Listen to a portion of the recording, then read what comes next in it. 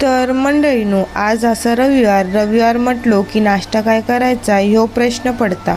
मी झोपान उठलंय आणि बघते तर आईन हय उपमो करूक घेतल्यान। आई तो केलेलो उपमो खालय आणि बघते तर बाबांनी मार्केटमधून जाऊन मच्छी घेऊन तवसर आईन मच्छीच्या सारासाठी वाटाप काढून घेतल्यान। खोबरा किसत होती म्हणून मी हावऱ्यासारख्या थयच बसान रवले, म्हणून माका तिनं 2 फोडी दिल्यान।